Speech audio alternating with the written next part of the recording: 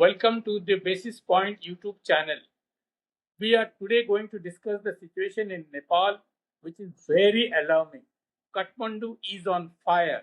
It is absolutely on fire. Even the Rashtrapati Bhavan, the president's house, has been set on fire. The prime minister has resigned. A former prime minister has been dragged and beaten by the crowd, along with his wife, who is the present foreign minister. So the situation is completely gone wild. The military has come into the picture trying to stop the situation, but military is failing. If the military cannot protect the Rashtrapati Bhavan, the anarchy is absolutely out of control.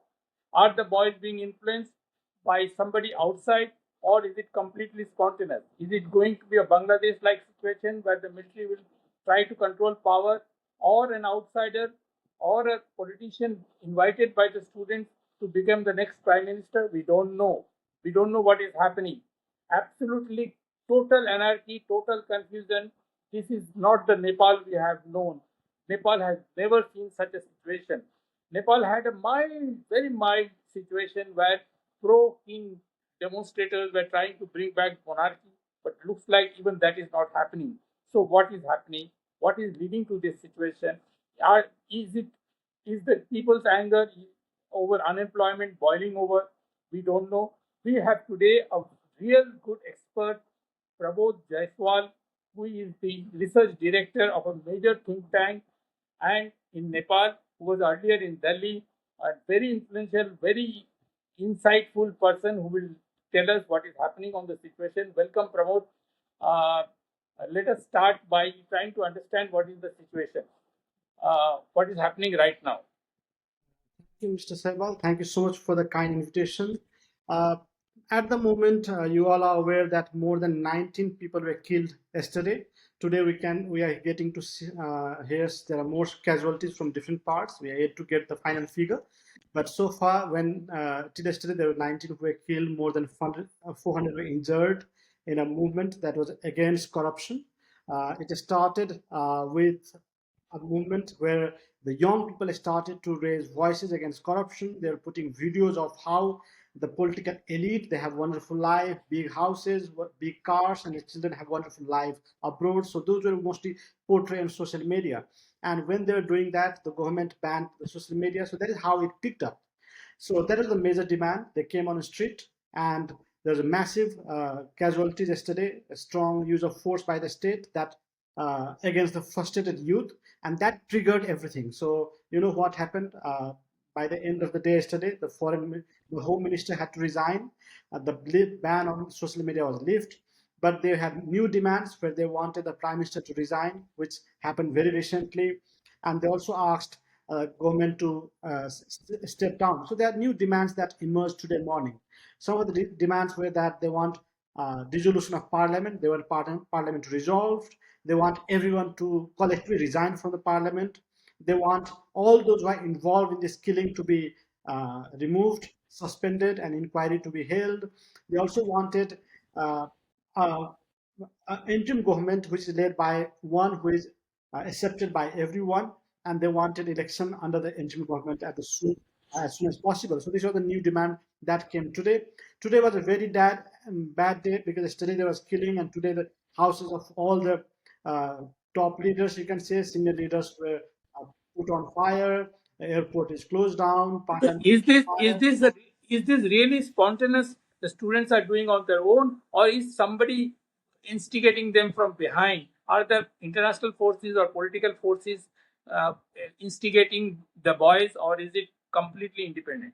What we see at the moment is that we can see that it's spontaneous because they're not entertaining any political parties to get involved. They're all young people, almost all below the age of 30, from 15 to 13 years old, and they have huge frustration, huge anger, which we have seen even earlier. You know, a few months ago there was pro-monarchy protest, and we can saw similar crowd emerging, though not everyone supported monarchy. So we can see that there is huge frustration among the youth, and that frustration they were expressing through social media. When it was banned, they came strongly on the street. So I think it is spontaneous because the way they emerge, it is not possible for anyone to play a role when you can mobilize all the people throughout the country. I mean, look at the political parties. Even largest party like UML or Maoist, they're not able to generate such a huge mass throughout the country. So if Nepalese political party themselves are not able to have such kind of masses in favor of them, how can they do that? So it's like it clearly shows that there was huge anger and frustration of youth.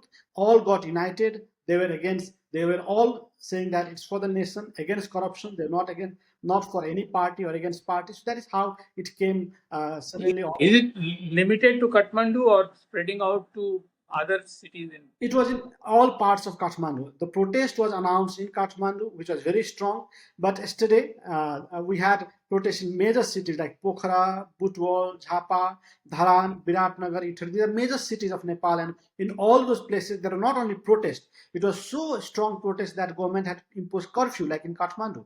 So the curfew was not only in Kathmandu, but also in all these cities yesterday. So I'm not aware what are the situation, smaller cities, but all the major 5, 6 cities were under curfew yesterday, including Kathmandu. So it clearly says that this protest was very strong, not a minor protest, even in other parts of Nepal. And it's the first time in the history we can see that such a strong movement of people have come on the street. If not even against monarchy or for democracy, we witnessed such thing in the past. We used to see the movement starting from Kathmandu, then spreading to other parts. But it's first time it was spontaneous from all the major cities of Nepal in a strong way that state has to impose curfew. So, but is the security forces and the military really implementing the curfew? Because we see buildings being set on fire, ministers' houses being set on fire, the parliamentary buildings set on fire. So, looks like the security forces don't want to challenge the young boys and don't want to kill the young people. Yesterday, when armed police force and Nepal police was employed, at that time they were using they were using brutal force. They killed 19 people, more than 400 injured. So that is how they tackled yesterday. But today it was so grave. The amount of people was so much on the street that army was mobilized. But they said they will not go for any kind of attack on the people. They'll just safeguard the protection of whatever they can. So army was very cautious because they realized that if they take such harsh step like state, it can get more violent. So that's why the army already had warned the state that it can be very dangerous. They'll try their best, but they can't promise a lot. That's why they were trying their best. They protect some that they could, but the things were out of control. They're not able to safeguard every houses of all the major leaders, and then you can see the consequences. All the major all the houses of the major leader are on fire. So, who are the top student or young leaders? Who are the top 3 or 4 top leaders managing the whole situation? This is not by any of the political parties student wing. Like if you ask me who is the student leader of Nepali Congress affiliated organization, I can say that. Or if you ask me who is the student leader affiliated to Maoist party, I can name them. But this is by Gen Z, who claims to be between the age group of 13 to 28. There are few faces which I have seen, but I don't know their names. It's like group of people. They do not claim to be leaders. They all club together on social media and they have come together. So they have formed informal groups like Hami Nepali, which means we Nepali, and different campaign against corruption. The different kind of groupings through which they are mobilizing. They are mobilizing through those WhatsApp group, Facebook groups, and all. But there is no particular phase. But there are few who are seen active, which I have recognized since yesterday. I didn't know them before earlier. So, what is the opposition talking about? Is the opposition trying to enter the situation? Till yesterday, opposition was saying that the government should step down and pave a way. But the way the state brutally killed so many people, they were also speechless and they could not make comment on time. For example, a Maoist came with a statement later. Even Nepali Congress said that they are against all this and they will withdraw government, but all took long time. So opposition came with a statement, but they came much later. Second, the students are not, this Gen Z is not willing to entertain those groups because what they want is complete change. They don't want old people replaced by another old people. So they don't want Oli to be replaced by Prachanda or Prachanda to be replaced by Deva. They want a complete change in the system where youth get represented, their voice are heard, young people are in cabinet, or young voices are heard. So that is what they want. That's why they're not entertaining any opposition party because they said that they are equally, they should be equally blamed for all this mess because they are not less corrupt at the moment. It's not that. So, this is the complete rejection of the political system. Yes, they're rejecting all the political leaders. They are not against democracy. They are not against any of the political party. They are against the corrupt leaders and corrupt practitioners. Okay, but is it possible that I mean, it's impossible for a man like Oli, who has been prime minister so many times, who has an understanding of what is the ground situation. How did he fail? I mean, how and what led him to resign? He's not the kind who will resign.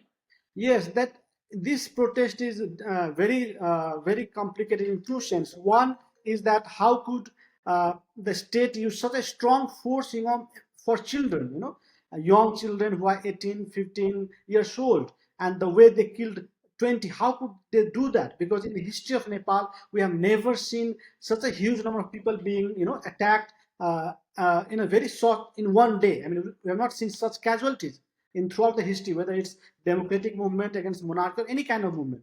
So that was surprising. How could the chief district officer of Kathmandu give that warning? How could Nepal Army and Armed Police Force handle in that way? That was the first surprise. Second was that we know Oli, he's like very stubborn, who is not willing to give up suddenly. But the situation that emerged since yesterday, 90 people killed, and the movement around the country, the intense pressure around from all quarter isolated Oli. It was such a situation that if anyone stand with Oli will be burnt alive. That was the situation. You can see today that houses were burnt, and if anyone would have gone to stop, you can say that army was not able to do that. Army knew that if they go and protect, they will be burnt. Because Oli's house, whether in Kathmandu or out of Kathmandu, all are burnt. It's not only Oli, all. You are saying the army does not want to become unpopular with the young people.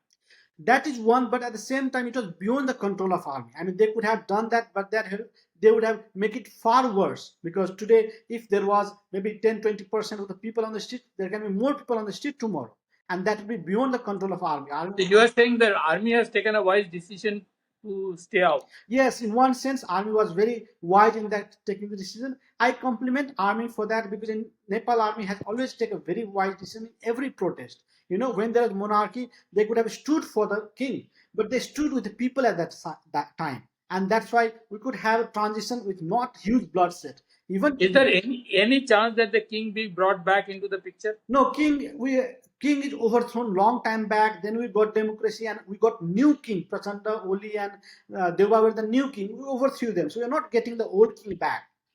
What we want is democracy. We want our voice to be heard. We want accountable, less. So what is likely to happen next? I What think is I think as demanded, like that the prime minister have resigned. Most probably the house will be dissolved by end of the day. So it is most likely that interim government will be formed, maybe under the leadership of Balin. That is what I've been hearing. Balin is the mayor of Kathmandu, who was a rapper who joined politics for development. He has done remarkable job. He's one of the most popular young youth icon, you can say here. So probably he will be the one who will leading, and under him there will be new elections. That is what is the roadmap at the moment. But Oli is very close to China. He has brought in many projects from China, and he behaved like a Chinese politician when he banned Facebook and Twitter. So, is it likely that China's influence would be reduced now than it was during Modi's period? One can speculate that, because when you have a leader who likes China, who want to engage with China, obviously there will be more engagement. And if there is new leadership who might not like to engage China, who might not have such a love for China, the engagement might go down. So I think it's easy to speculate. But India is the biggest democracy, and if the young boys really love democracy, is there going to be a people were very unhappy with India for a long time? Is there going to be a change in that attitude towards India? I don't know. I don't know. I think there will be no major shift in India's position. The reason is that yesterday, before India, the European Americans, they came with a statement in support of the protesting groups, and they said that the state should refrain from using excessive force. India came with a statement today after a long gap, and then even in the statement, they are just saying that it should be peaceful and all. Not a single statement in support for democracy, in support of human rights, in support of free press. So I think I individually am not very happy with what India's statement is there. I think India should have made a statement that they stand with the people, because that is what India should have done. But India, I think, missed that opportunity. But is there a feeling in Nepal that India does not understand the pulse of the people quite often? It has happened earlier and it is happening now. I think India understands the pulse of the people, but only understand the next day. That is the problem. India do not react on time, or maybe the system in India is so that it's very slow in terms of functioning.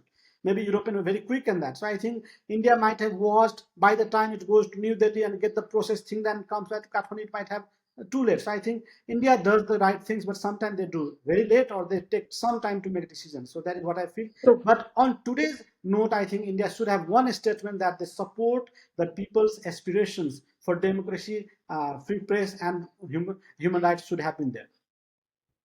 so one last thing, it is the Gen Z, the young people. What about the other people in Nepal, the middle-aged people, the older people? What are they saying?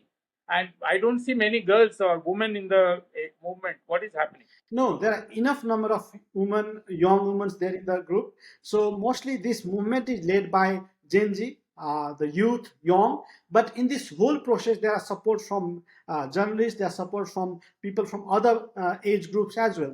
Those who hate corruption, those who want change in Nepal, they are there. But the thing is that they were not very active. They think that, oh, it's not possible. But this impossible that we used to realize has been made possible by Gen Z. I mean, what happened in last 2 days, none of us could imagine. Neither India could even think of it. So what happened yesterday, none of us, none of the international community or people expert here could imagine that. So with this generation, Gen Z were able, they thought that they can do it, they did it. So there is huge support from every quarter of people in this country. But ideology, romanticism is one thing.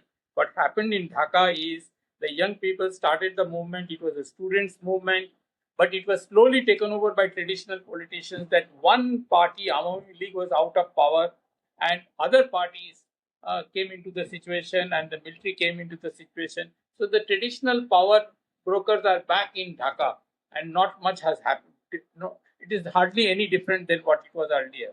So this is the sad story. Is it likely that the politicians will come back through the back door and the old situation will come back?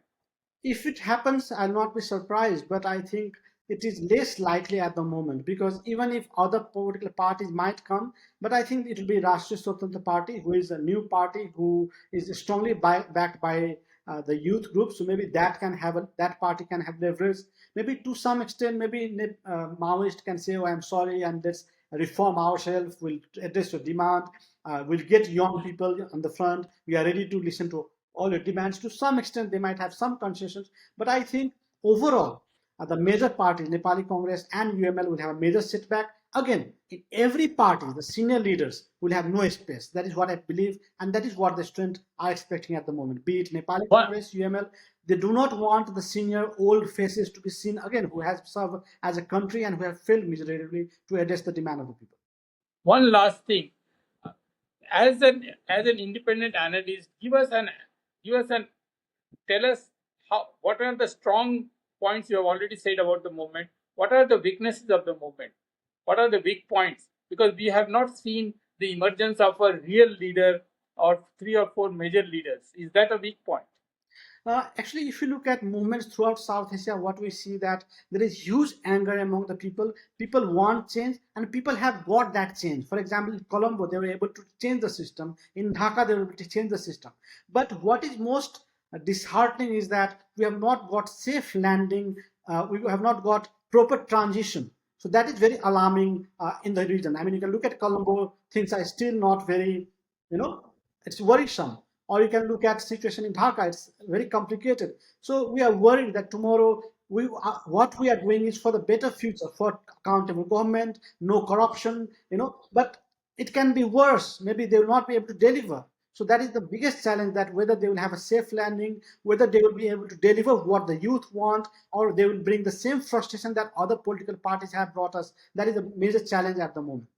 Safe landing, as you say, is most important. But it is we are very unhappy that 19 lives have been lost. But at the same time, there is an awakening. There is uh, uh, rethinking in the political situation, which is a positive and maybe good for Nepal in future. Thank you very much, Prabha. Thank you. Thank you so much for the opportunity.